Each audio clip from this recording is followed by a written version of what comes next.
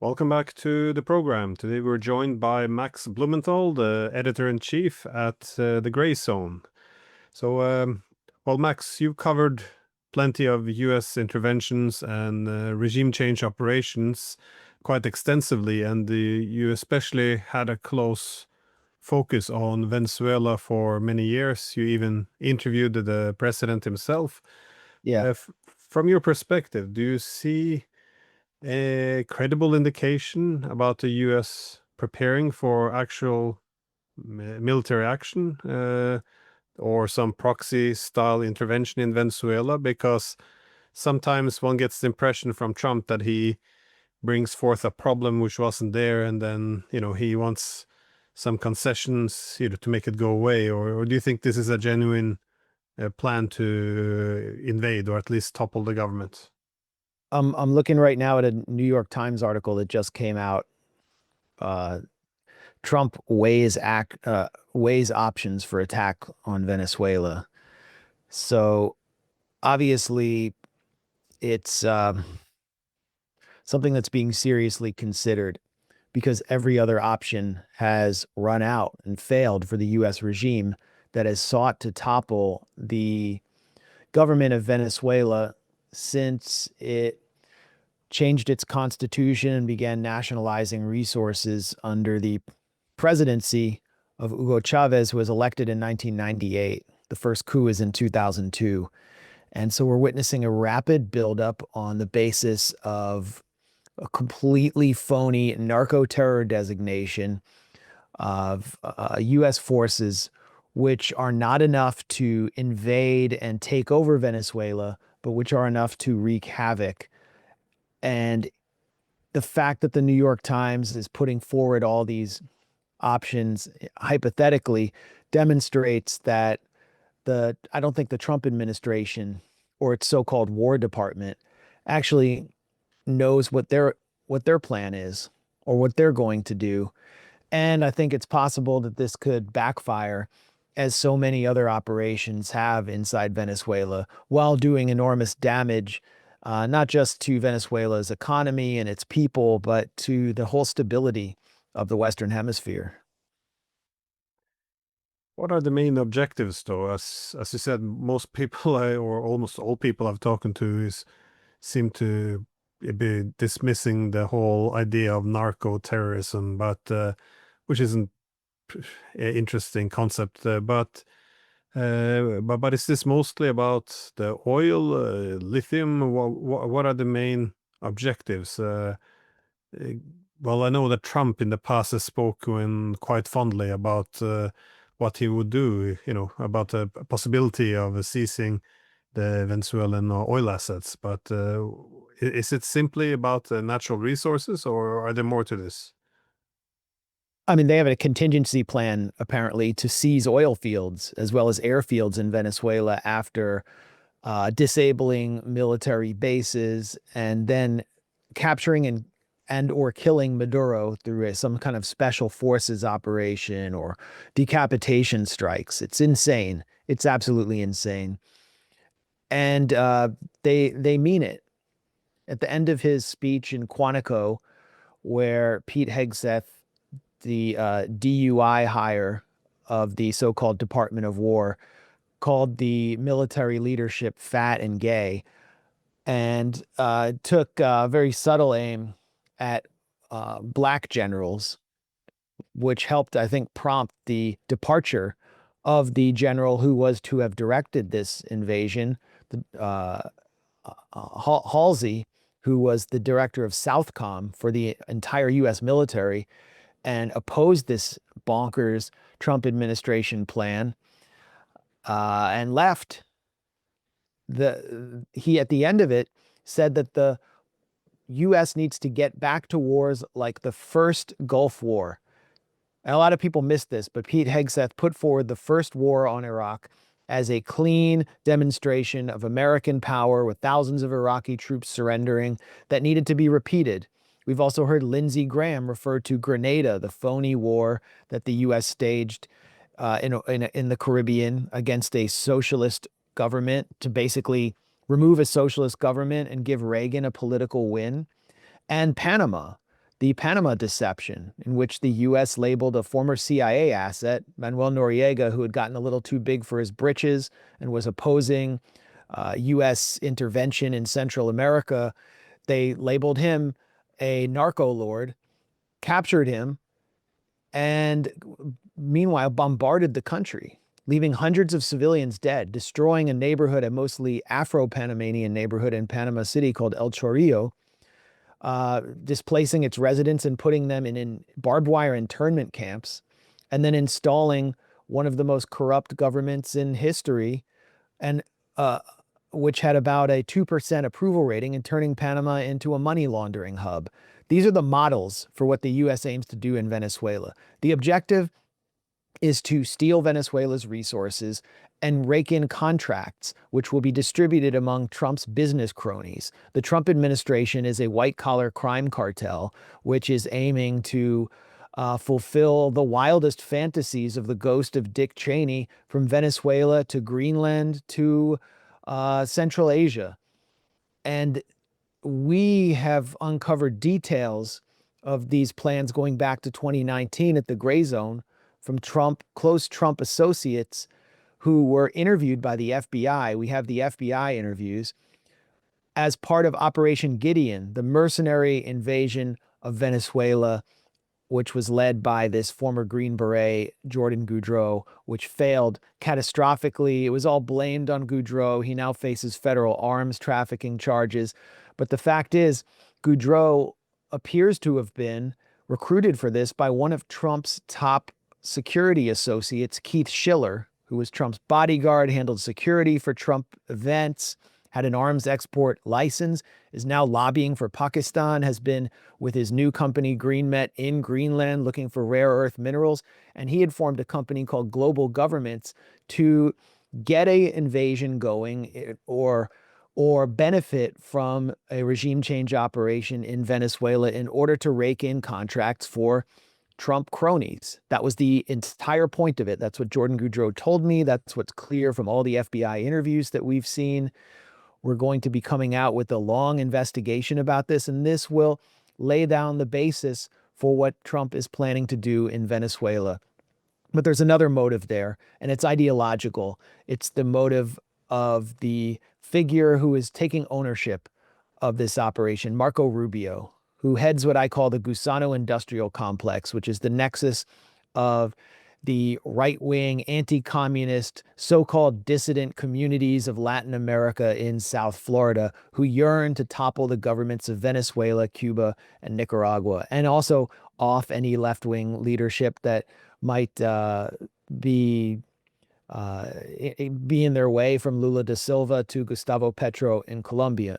But these three top targets must be removed. It's their dream. It's been their fantasy since the Bay of Pigs. It's why they may have possibly been involved, or pretty clearly been involved, in the assassination of John F. Kennedy for failing to provide air support in the Bay of Pigs. I mean, this single-minded obsession of the Gusano Industrial Complex is driving Marco Rubio into a situation that could be his undoing if it goes wrong. And it's very likely to go wrong because it will destabilize Venezuela, could cause a civil war inside Venezuela between Chavistas and the fanatical right-wing opposition that the U.S. has backed, and it will lead to a massive migration wave, which has already destabilized the U.S.-Mexico border and helped fuel the rise of Donald Trump and his 2024 victory. So these are all, this is a very toxic equation, and the U.S. has done so much over the years to try to bring down Hugo Chavez and his successor, Nicolas Maduro, but everything has failed. And now they're just moving towards raw military force without any provocation, without any pretext, and conjuring up a phony narco-terrorist designation to justify the entire thing, to provide a seeming legal basis for what they're about to do, which means that they folded the phony war on terror of Dick Cheney into the phony war on drugs of Ronald Reagan in order to get this done. Well, while the Trump administration is pushing this narco-terrorism as a reason for going into Venezuela. It appears that from Europe, or more specifically the Norwegians, offered an alternative legitimacy, though, fitting Yep. more within the tradition of liberal hegemony, where we can merge the more right-wing pursuit of hegemony with the more ideology of spreading democracy and human rights through military force. And as let's call her an opposition leader, the generous Maria Corina Machado, who received the Nobel Peace Prize. But again, this is seems it's a bit more on the nose than usual in terms of how blatant she is, though, in terms of encouraging military attack on her own country, to offering essentially the natural resources of her country to the Americans if they just come and invade. And I heard her also, I think, she blamed the Venezuelan president for being the mastermind behind the the election fraud in 2020 that stole the victory from Trump. I mean, she's quite an interesting Nobel Peace Prize winner, though. How do you make sense of this? Yeah, thanks for bringing that up. I mean, the Nobel Peace Prize has been fully discredited in broad daylight, and only one recipient of this prize had the foresight and dignity to actually refuse it. It was the anti-imperialist philosopher Jean-Paul Sartre, sort of the opposite, both politically and intellectually, of charlatans like Bernard-Henri Lévy, who supports regime change from Venezuela to Iran.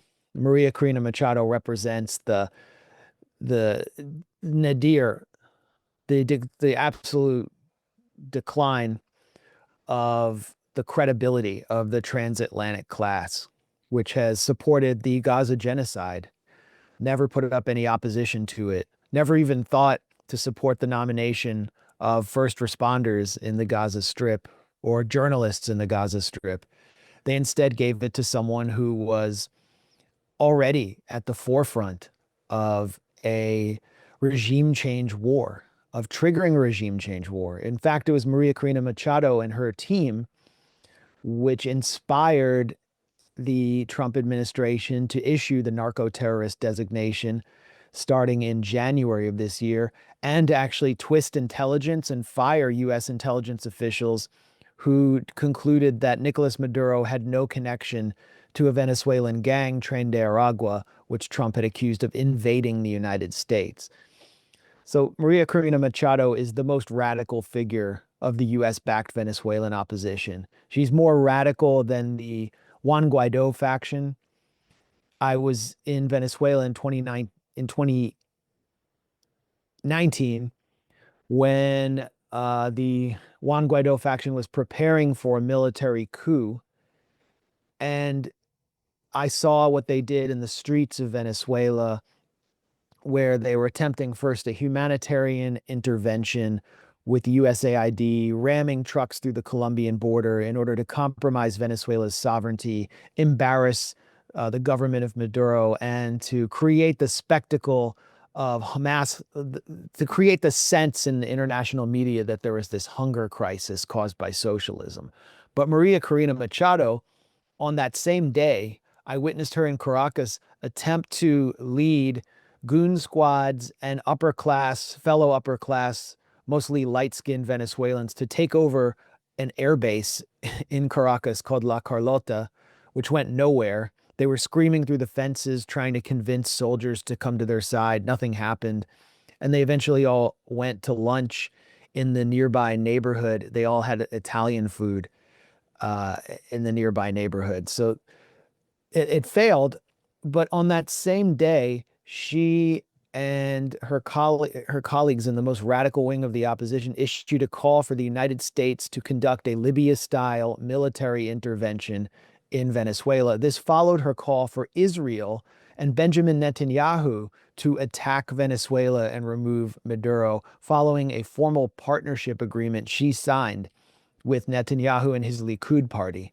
So this really tells you who she is and who the Nobel Prize Committee awarded. one of the most radical, fanatical figures in Latin American history, someone who I consider Pinochet in a skirt, who is pledged to purge her ideological opponents, millions of Venezuelans who are Chavistas, who are poor, who didn't exist in Venezuelan society before Chavez took power. She's called to purge them when she gets in power, a promise to purge them when she gets in power. And she's catering to the forces that she thinks she needs to seize power through the most undemocratic means possible, a military intervention. And so, in an interview with Bloomberg last week, she declared that Maduro and his communication minister, Jorge Rodriguez, oversee a voting machine system that has rigged elections around the world, including in the United States, leading to Donald Trump's loss in the 2020 US presidential election. So she blamed Venezuela for rigging the US presidential election. And she obviously said this to get Donald Trump worked up enough to authorize the bombing of her own country. In addition to, as you mentioned, her repeated promises in her Bloomberg interview and an interview with Donald Trump Jr. To hand over her country's resources to various business cartels close to Donald Trump. So this is the figure who's supposed to take power. And I think it's important to note here that the New York Times and other liberal newspapers portrayed her as, they called her the Iron Lady, and portrayed her as a hero of democracy when she ran for president in 2024. And that was really the turning point, which led us to the current crisis. It's extraordinary, though, but it does fit kind of with the past 30 years, that is, to give the Peace Prize to someone like her, because if we always make the point that democracy, that's peace, and democracy is delivered by military force, and the flaw, I guess, is that she represents democracy. But what I found very interesting is that Trump didn't seem to jump enthusiastically on this ideological justification that is spreading democracy. Instead, he's leaning heavy into this fighting narco-terrorism, which fits more within the, well, ironically, within the law and order category, which he wants to, well, build the legitimacy. But within, of course, law and order, it does beg some question about some of the already attacks being committed, primarily then on these Venezuelan boats. This is perplexing to many, because Venezuela is quite a far stretch from the U.S., from the United States. How do you make sense of these attacks on these ships? Because certainly, if they are carrying drugs, this hardly seems to be in line with international law. Yeah, these are common fishing boats. You see them all over the Venezuelan coast. They're very small. They don't go very far. You have 2 outboard motors and whatever gas you can carry. There's no way you can fit enough fuel on those boats to reach the United States. None of them are heading to the United States. None of them. Most of them are heading to Trinidad and Tobago, which is just a few kilometers away from the state of Sucre in Venezuela, and has historic ties with Venezuela. There's a Venezuelan community in Trinidad, and there's a Trinidadian community in Venezuela. These boats are involved sometimes in smuggling people, smuggling liquor, goods, including cocaine. There's no fentanyl in these boats. The fentanyl is coming through the US-Mexico border, and to the extent that it's first coming from South America, it's coming through the West Coast. Like most of the cocaine, 95% of it is coming to the United States through Colombia, across to Ecuador, which is controlled by a US ally, President Daniel Noboa, a very repressive billionaire president who was born in Miami, whose family represents a major Latin American oligarchic clan that gained their wealth through the Bonita fruit fortune. And if you are watching this now, just do a simple Google search for Bonita bananas and cocaine, and you will see that cocaine is being shipped to Europe through Bonita cartons of bananas, because it shows up as organic material inside the bananas, and that Daniel Noboa has been, before he was president, the shipping director for the Bonita Company, for his family, Noboa, the Noboa family company. It's very clear that he was involved in drug trafficking and that the family fortune is intertwined with narco trafficking, and that they have been working with the Albanian mafia to get cocaine into Europe and the United States. Marco Rubio, after his last trip to South America, was on stage with Daniel Noboa, painting him as a key partner in the new U.S. war on drugs. It's not a war on drugs. It's a war to control the drug trade. And the United States has no intention of stopping this. If the United States had any intention of stopping its society from being poisoned by drugs, then why have close Donald Trump associates like Rudy Giuliani, who was Trump's lawyer, served as a lawyer simultaneously for Purdue Pharma, the Sackler family, which was responsible for the opioid crisis that killed millions of Americans, particularly in the Rust Belt in Trump country. Marco Rubio has been involved in big pharma-sponsored legislation, which made it harder for the DEA to prosecute doctors and pharmaceutical companies that were selling opioids on the black market, killing millions of Americans. So they're not actually interested in stopping the poisoning of America. This is just a pretext. And what they managed to achieve through these killings of people on fishing boats, including Trinidadian citizens, Colombian citizens whose boats have just drifted into the area of the zone of conflict. What they've achieved is they've managed to justify bringing an entire carrier fleet into the region and escalate the militarization of the Caribbean on a phony pretext. So that's all this is just a pretext to generate a massive naval show of force, which will then be used to take out the so-called narco lord, Nicolas Maduro, or his associates. And what is Nicolas Maduro said to be in charge of? It's called Cartel of the Suns. There is currently a $50 million bounty over the head of Nicolas Maduro to kill or capture him. The U.S. Department of Justice has increased that from $15 million in, I believe, 2018. And that's the same sum, by the way, $50 million, that was placed over the head of Osama bin Laden. What is the Cartel of the Suns? It's something that doesn't exist. There is no Cartel of the Suns. The Suns were sun patches that were worn by the members of the Venezuelan National Guard before the Chavez era in the early 90s. And these were figures who were recruited by the DEA and CIA, specifically the CIA. Their main point of contact was General, I believe, Rafael Guillen, in order to ship cocaine into the United States. Yeah, it sounds crazy. The plan was to, in the words of the CIA, let the dope walk. And by allowing 20 tons of cocaine to be shipped into the United States via Venezuela, with these National Guard figures basically being ordered by U.S. intelligence to let this happen, they would be able to track supposed drug trafficking routes, see who the drug traffickers were in U.S. cities, and they actually poisoned their own society. I mean, I can tell you, having grown up in Washington, D.C., I saw our cities change right before my eyes. I watched the crack epidemic unfold right before my eyes, and everybody in DC, at least the black majority of the city, they all knew where it was coming from. It was coming in under the watch of U.S. intelligence. It was coming from the cartels that they were working with. And so the CIA created the Cartel of the Suns.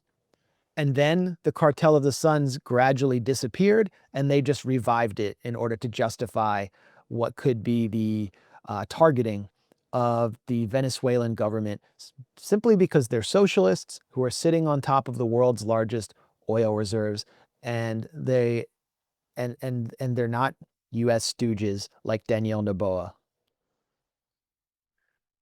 Well, you mentioned that if they decide to launch this invasion or decapitation strike, it could most very likely result in a civil war within Venezuela. It could probably spark a huge exodus of refugees, which would be heading towards the U.S. border, which would make the problem felt there as well. But I guess my last question is about the consequences in terms of how it would be received in the wider region, because like on one hand, Venezuela often has a troubled relationship with its neighbors, but I've been to Colombia a few times, and the the criticism and a bit hostility towards Venezuela there was quite obvious among the military. However, now it seems to have shifted quite dramatically. How do you? Of course, it's a different government than Santos and Uribe and those who preceded him. But how do you see the wider region in Latin America reacting to, I guess, a massive U.S. attack in this manner?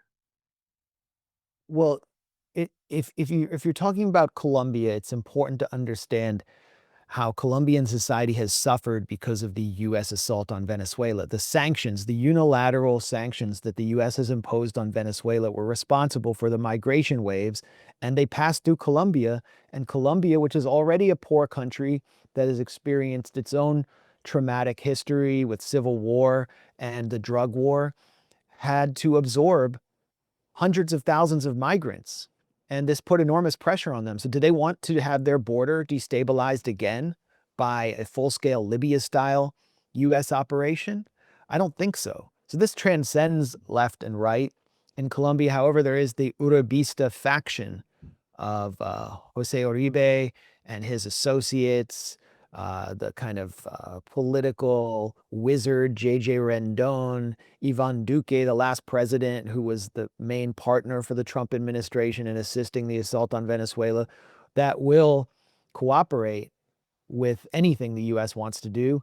The president of Colombia right now, Gustavo Petro, emerged from the student movement that opposed the right-wing dictatorship of Colombia, and he sort of represents the ability of Colombian society to overcome the trauma of the civil war and see past the entire Colombian left being portrayed as FARC guerrillas. And Petro has been extremely outspoken on the world stage, not only against the U.S. assault on Venezuela, but also against the U.S.-Israeli assault on the Gaza Strip. And this has put him in Trump's crosshairs. He is now being personally sanctioned by the U.S. regime. And he has held several very large rallies in Bogota against U.S. militarization in the Caribbean. And as I said before, Colombian citizens have been killed in these U.S. airstrikes on boats. But Petro doesn't control the military. The military is infested with pro-U.S. right-wing elements.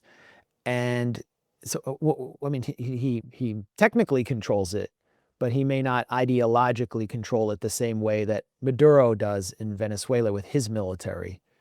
And I know that the military also has had partnerships over the years in Colombia with right-wing militias. At the same time, you have FARC, the remnants of FARC in Colombia, which are formally or effectively aligned with the government of Venezuela. So you could see civil conflict pour over the border into a place like Colombia. To Venezuela's east, you have the government of Kamala Persad-Becesar, the Trinidad and Tobago president, who really represents the Indo-Trinidadian community and is very pro-US to the point that it was like basically ready to put on a MAGA hat. She's supported Trump consistently, and even after Trump's airstrikes killed Trinidadian citizens who, without any evidence that they were drug traffickers, she doubled down on her support for the U.S. show of force. And now the U.S. is holding joint drills in Trinidad, which is just a few kilometers from Venezuela. So Trinidad and Tobago has become the main staging point for the assault on Venezuela. And this has a larger meaning. The U.S. has, for a generation or several generations, sought to prevent the regional integration of the Caribbean nations, to keep them weak and fragmented, because integration would mean they become a powerful bloc with enormous human potential and resources. Kept separate, they're just a bunch of islands that with hardly any ability to travel between one another. And the middle of the Caribbean is Cuba, which, as I mentioned, is the prize for Rubio. So this is bringing the U.S. back to the Monroe Doctrine, back to the Banana Wars, when the U.S. Marines invaded Haiti and stole its gold in Port-au-Prince, when the U.S. Marines invaded Nicaragua and appointed a conservative puppet president in order to depose the Nicaraguan liberals, and were faced down with the heroic insurgency by Augusto Sandino in the forests of Nicaragua. This is where we're at again, and this is the mentality of the Trump administration. It's gunboat diplomacy for resources without any pretense of spreading democracy whatsoever. And they may not actually know what they're dealing with. It seems like a very unfortunate reaction to the multipolar moment that is to seek to shore up a complete U.S. dominance in the Right. Western Hemisphere. Yeah, I mean, that's another point is China. I mean, China has been forming strong relations across the Western Hemisphere. Um, I mean, the first thing you see when you land at Mexico City's airport are ads for Huawei technology. Venezuela has signed several cooperation agreements with China. The U.S., if there is going to be a multipolar world, at least the Trump administration, but I think this transcends, Republican and Democrat. Washington wants to control the entire Western Hemisphere and keep China out. And that's a major objective here. Yeah, obviously was evident in Panama as well. Oh, yeah. Well, Great point. yeah, taking over that. Anyways, thank you for letting me pick your brain, and yeah, I'm hoping it won't come to an actual attack, but it does appear we're heading very quickly in that direction. So, Well, as Madeleine Albright, the war-crazed former Secretary of State, said to Colin Powell, when you have the world's largest military, you have to use it. And that seems to be the overriding mentality here with Venezuela.